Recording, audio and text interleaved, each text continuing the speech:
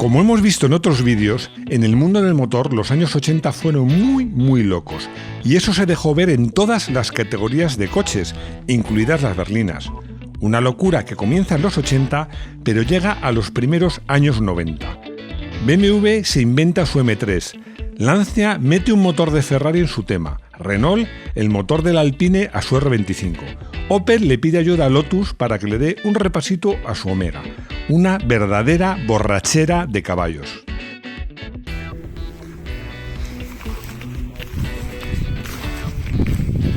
Bienvenidos a Garaje Hermético. Enciérrate con nosotros.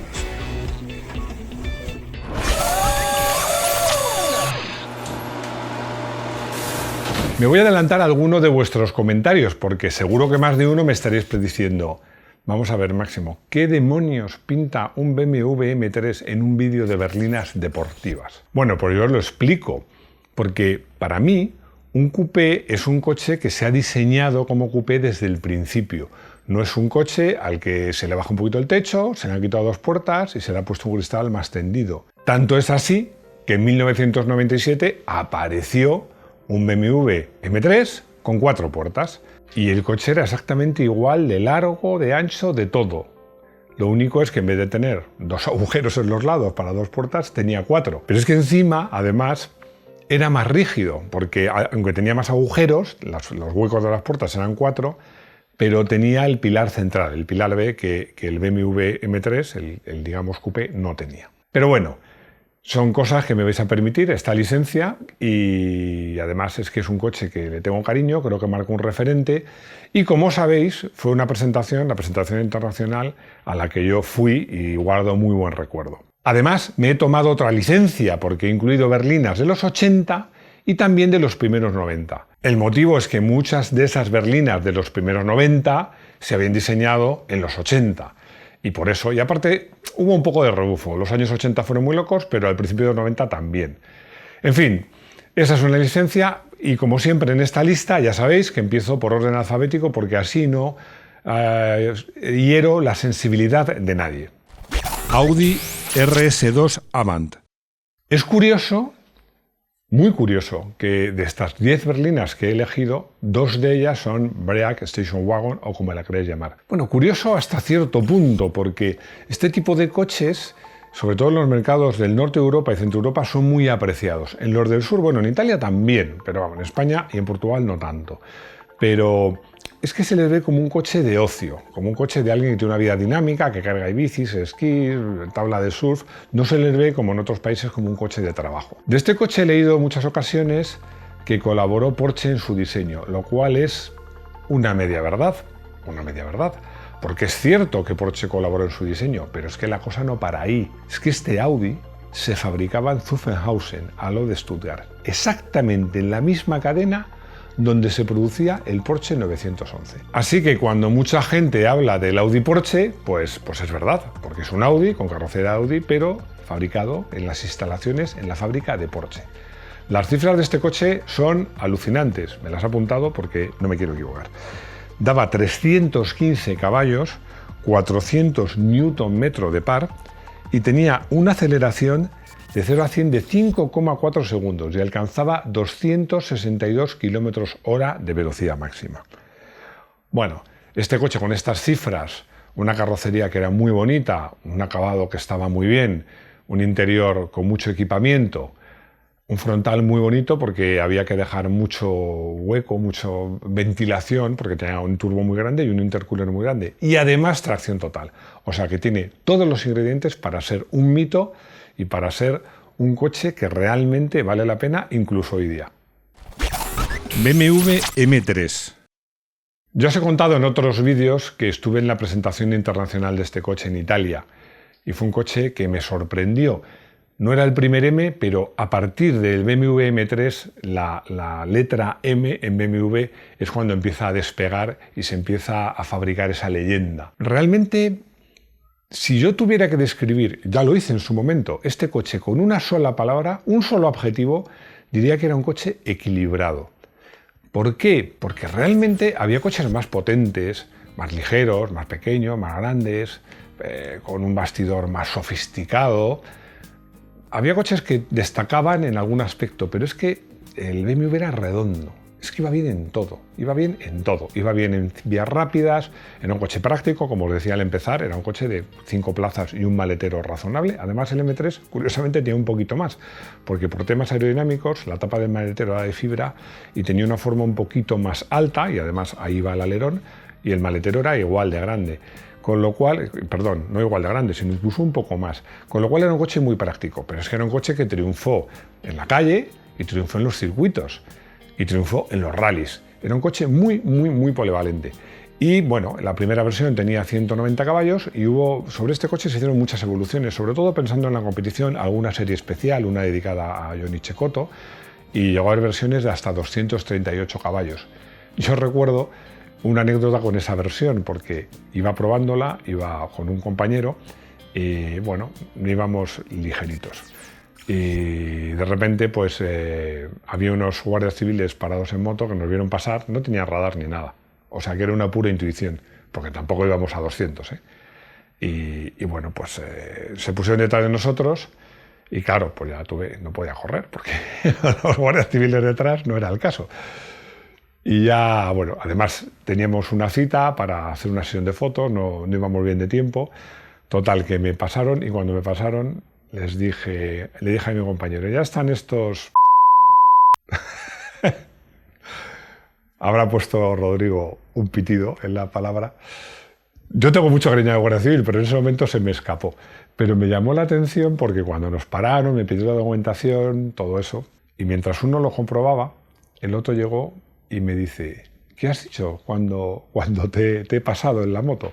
Bueno, yo creo que me leyó los labios. Al final no pasó nada, no nos multaron, no llegamos a tiempo a la sesión de fotos, y ese coche, que además era la versión Evo, que tenía techo de fibra de carbono, era un poco más ligero y tenía 238 caballos, debo confesar que me gustó un poco menos que el M3 original, porque el M3 original eran solo 190 caballos, pero el motor era exquisitamente suave. Y este, en cambio, ya no lo era tanto. Pero bueno, en cualquier caso, no me importaría nada tener uno. Citroën CX GTI Turbo 2. No podía faltar este coche. No podía faltar el Citroën CX GTI, porque además es GTI, es turbo. Y realmente decir que era deportivo, pues a lo mejor es un poco exagerado. Lo que era este coche era una máquina de devorar kilómetros, porque la conjunción de ese motor, del bastidor del CX con su suspensión hidroneumática, frenos eficacísimos, un interior muy confortable, una dirección súper directa, unos frenos que el pedal era fijo, regulaba la presión y frenaba de maravilla. La verdad es que para viajar no se me ocurre un coche mejor. He hablado de suspensión hidroneumática y muchos de vosotros, porque en este canal hay mucho nivel, la gente sabéis mucho de coches, pero a lo mejor algunos no saben en qué consiste. Normalmente las suspensiones tienen lo que se llama un elemento elástico, generalmente un muelle, puede ser en coches antiguos una ballesta, en otros como los primeros 911 o los Volkswagen Escarabajo una barra de torsión, normalmente es un muelle. Y luego lleva un amortiguador con su aceite, unas válvulas para frenar un poco a los muelles. Bueno, pues la suspensión hidroneumática de Citroën quitaba todo eso, no tenía nada de eso, tenía unas esferas que tenían un líquido hidráulico y un gas.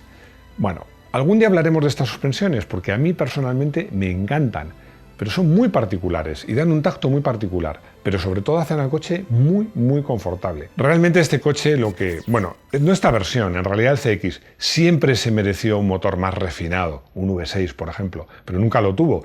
Pero este 4 cilindros de 2,5 litros que daba 168 caballos no lo hacía del todo mal. Como decía al principio, deportivo, bueno, a lo mejor no es muy deportivo, pero os aseguro una cosa.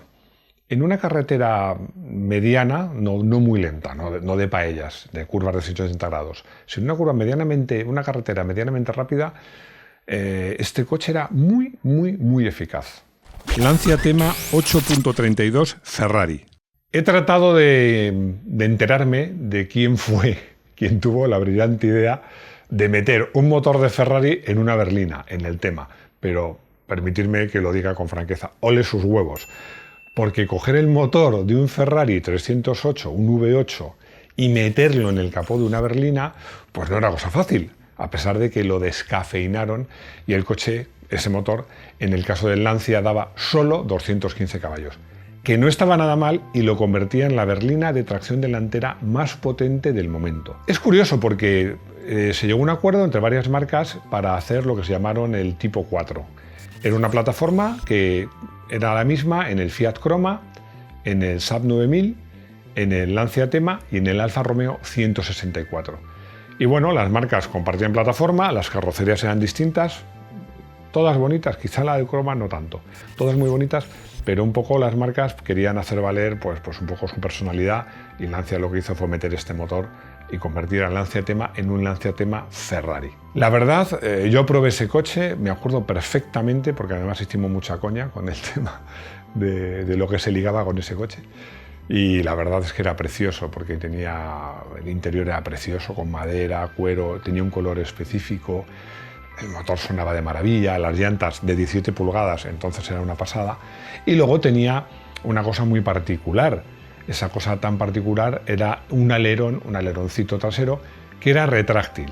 Y salía, eran otros tiempos, a partir de 140. Hoy día, imaginaros, tener un chivato que a la policía le dice cuando vas por encima de 140. Como anécdota un poco luctuosa, recordar, sobre todo a los aficionados al baloncesto, yo juego al baloncesto y me encanta, que en este coche perdió la vida el primer jugador español de la NBA, que fue Fernando Martín. Bueno, tuvo un accidente con este coche, una pena. Lotus Omega. El Opel Omega era un coche que iba francamente bien y tenía versiones bastante potentes, pero Opel quiso llegar más allá. ¿Y qué hizo? Como GM acababa de comprar Lotus, pues decidió cambiar el nombre, el de Opel, por Lotus, y mantener el apellido. Y de paso meterle unos pocos caballos más hasta llegar a los 382 caballos. En el caso de este coche sí sé quién fue el culpable. Mike Kimberly, que era el director general de Lotus. Cuando General Motors compró Lotus, este tío se cogió un avión, se fue a Detroit y le dijo: oye, ¿por qué no hacemos un Omega a lo bestia? A los americanos les gustó la idea. Y el tío se vino con una carta blanca para hacer lo que quisiera y no se andó por las ramas, todo muy ochentero, a lo bestia. Cogió el motor de 3 litros, le subió a 3,6, le metió turbos, le llevó hasta 382 caballos. Bueno, le puso una caja de cambios de una marca muy reconocida, de 6 marchas, manual, por supuesto, frenos AP Racing, amortiguadores más duros. Bueno, le puso aditamentos aerodinámicos. El coche era una pasada, con esos 382 caballos. 382 caballos, que hoy día son una barbaridad, pero os aseguro que en los 90 eran todavía más barbaridad.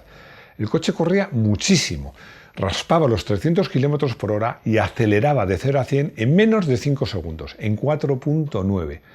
Bueno, este coche sacó los colores a la berlina deportiva del momento, que era el BMW M de la serie 5. No era tan refinado, pero era mucho más rápido. Mercedes 190 2.3 16 válvulas. Mercedes, ya sabéis que Mercedes y BMW se marcan muy estrechamente y respondió al M3. Y respondió al M3 con este coche, el Mercedes 2.3 16 válvulas, un 190. Este coche le costó a Mercedes hacerlo, porque era un coche que se salía de sus caminos habituales. Bueno, para empezar recurrió a Cosworth para hacer el motor de 16 válvulas, no lo hicieron ellos mismos, pero además un Mercedes que tenía alerones y una suspensión más dura. Eso sí, el volante enorme, característico de los Mercedes, quiero recordar que de 40 centímetros de diámetro, o por lo menos de 38, una barbaridad porque tenía servodirección. Ese lo mantuvo. La verdad es que el coche iba muy bien. Como os decía al empezar que el M3 para mí es casi una berlina, este era una berlina. El M3 era un 2 puertas y hubo un 4 puertas. Este coche solo lo hubo en 4 puertas, obviamente. Pero no llegó... Bueno, le hizo sombra al M3, pero relativamente, porque el coche iba francamente bien. Pero las suspensiones no eran tan eficaces, quizás más cómodas que el M3, pero no tan eficaces. El coche era un poco más torpe, un poco más grande. Un coche excepcional, pero realmente, si tengo que quedarme entre el M3 y este, me quedo con el M3. Mercedes 500e. Voy a empezar hablando de este coche con una pregunta.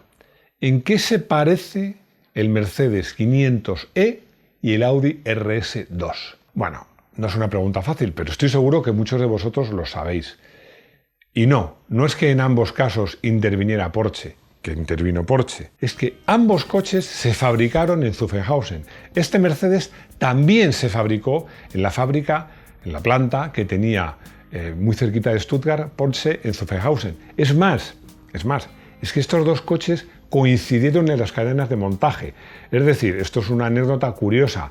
Hubo un tiempo, ya os digo que los 80 eran muy locos, donde tú podías ir a la fábrica de Porsche y ver salir un 911 y luego un Audi RS2 y luego un Mercedes 500e. Bueno, de paso, algún día haremos un vídeo comentando que Porsche, uno de sus negocios ahora mismo el más importante es vender coches, pero también lo ha sido y lo sigue siendo la competición y la ingeniería. Porsche ha vendido y vende mucha ingeniería a otras marcas. Bueno, este coche, la verdad es que el encanto de este coche es que, bueno, las llantas o el tamaño de neumáticos le delataban, pero era un Mercedes con una apariencia apacible, pero que tenía debajo del capó un motor V8, que lo voy a leer, de 5 litros y 326 caballos. Aceleraba de 0 a 100 en 6 segundos, 6,1, y bueno, pues su velocidad máxima estaba autolimitada a 250 km/h. Peugeot 405 MI16. Hablar ahora del Peugeot 405 MI16, que tiene solo 160 caballos después de la borrachera de caballos que venimos, pues puede parecer poco, pero no os equivoquéis, porque este coche era un coche que iba muy bien. Un coche muy equilibrado, rápido, muy agradable, práctico, porque era toda una berlina, y además era el coche que utilizaban no toda la gendarmería francesa, pero sí algunos de los policías, de los gendarmes franceses. De hecho, en las autopistas se ponían escondidos y cuando pasabas excediendo el límite de velocidad, salían a por ti con el coche y te solían coger porque eran muy rápidos. Me vais a decir, bueno, esto es una leyenda urbana que te han contado. No, es que a mí me pasó. A mí me pasó en la presentación de un coche, que es el coche que viene a continuación en este vídeo, pues salieron detrás de mí los gendarmes franceses en un Mi-16. Me cogieron, me pararon, pero no me multaron afortunadamente porque no había un radar, simplemente me habían visto pasar muy rápido. Y yo creo que esto es muy típico de los policías en todos los países, muchas veces te paran por pura curiosidad. Renault 25 V6 Turbo. Ya os decíamos que Lancia decidió meter un motor Ferrari en su tema y Renault decidió meter el motor del Alpine V6 Turbo en su Renault 25. Bueno, la verdad es que calificarlo de berlina deportiva a este coche es un poquito cogido por los pelos. Primero porque berlina es una berlina, aunque ya sabéis que Renault siempre ha sido muy amante y lo sigue siendo, a mí me gusta, algo que empezó con el R16, un coche del que merece la pena hacer un vídeo. Es muy amante, como os decía, de los coches de 5 puertas, de portón trasero, y este coche era una berlina de lujo, pero con 5 puertas. Y luego porque llevar el motor descolgado por delante del eje trasero pues no es la mejor fórmula para hacer un coche deportivo. Este coche tenía 182 caballos y otra peculiaridad, porque en el mercado español y creo que en el europeo fue el primer coche que hablaba. Es verdad que hablaba con una voz un poco gangosa, pero hablaba.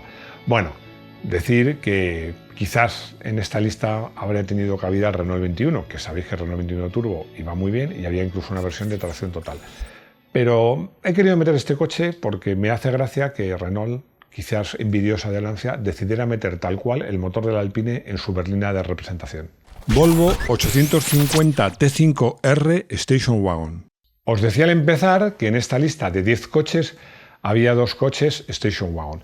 Bueno, en el caso del Volvo 850 T5R, justo es reconocer que había versiones berlina normal de 3 volúmenes y esta, con 2 volúmenes, Station Wagon, que fue la que más éxito tuvo. Y además luego hablaremos de la competición. Confieso que yo no era muy volvista en esa época. No me gustaban especialmente los Volvo. Me gustaba mucho los más tradicionales, el 240 y luego el P1800, el que era, recordaréis la serie del Santo, el coche del Santo. Además, como curiosidad, os debo decir que el coche que que figura en el libro Guinness de los récords como el coche que ha acreditado haber recorrido un mayor número de kilómetros es uno de estos Volvo P1800 que ha rodado más de 5 millones de kilómetros. No me equivoco, 5 millones de kilómetros.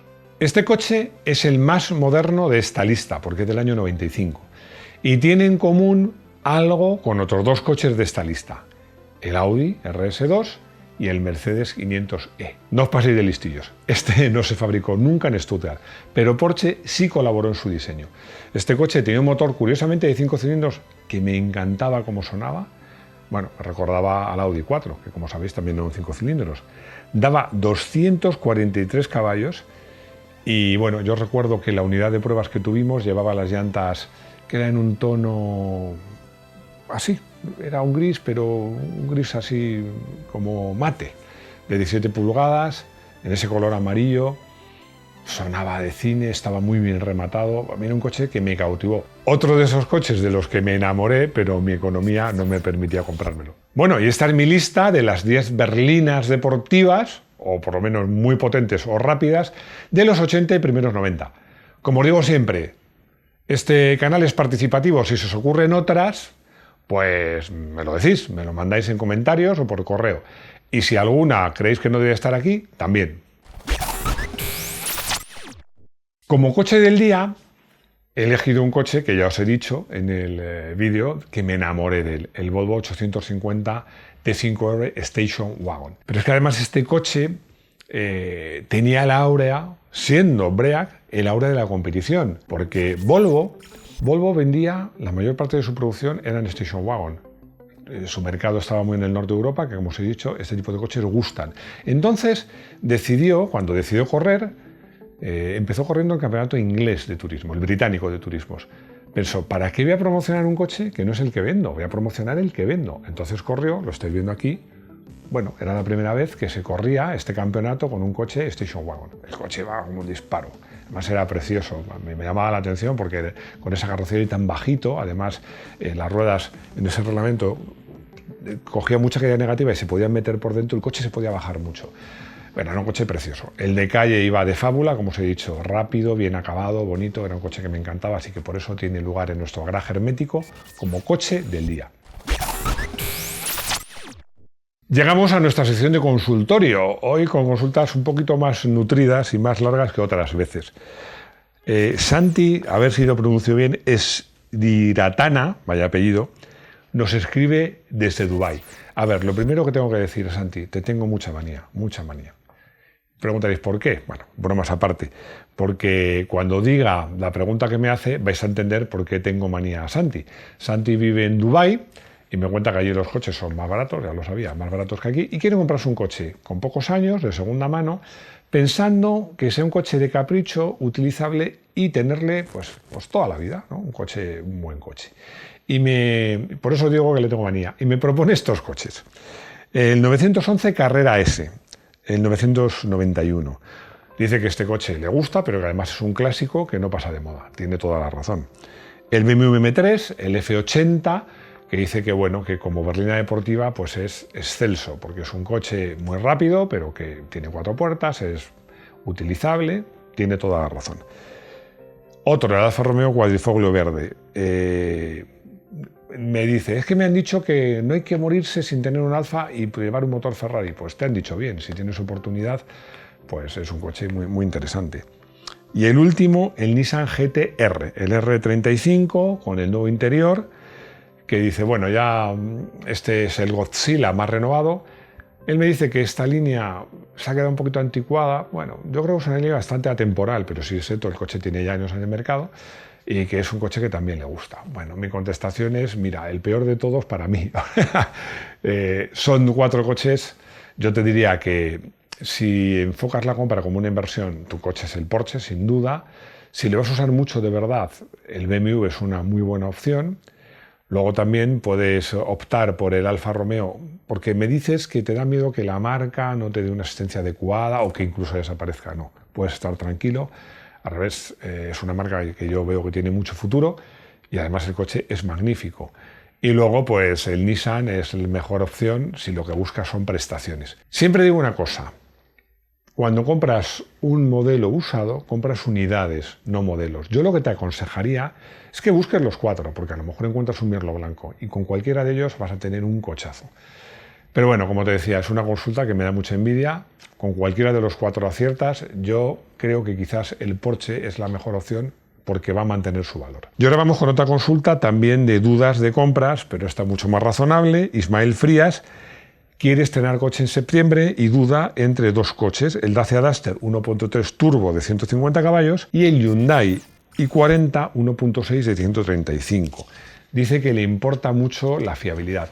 Pues Ismael, te digo un poco lo mismo, con cualquiera de los dos coches aciertas, porque la verdad es que Hyundai es una marca extremadamente fiable, las coreanas en general, pero Hyundai en particular.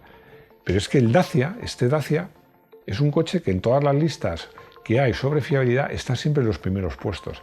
Así que si te gusta el Dacia, que además es un poquito más potente y está en precio, pues quizá pueda ser la mejor opción. Sí que te digo una cosa, me dices, voy a esperar a septiembre. Míralo, porque ahora, con esta salida de la pandemia y tal, hay unas ofertas magníficas. Yo creo que te puede interesar más comprar ahora que esperar a septiembre. Pues bueno, eso ya lo verás tú. Bueno, espero que os haya gustado este vídeo, muy variado, coche del día, consultorio, muchos coches, muy entretenido. Espero que os haya gustado y si es así, pues dais un like. Si no estáis suscritos, suscribíos, porque también hay una campanita que si la pulsáis, pues os avisamos del próximo vídeo. Y sobre todo, insisto mucho en los comentarios. Me dan la vida los comentarios y además es que, aunque yo los leo o los conteste, es que entre vosotros os contestáis y es una red social magnífica, sabéis un montón de coches. Pero lo más importante, sobre todo, es que espero veros de nuevo aquí en nuestro garaje hermético. ¡Hasta pronto!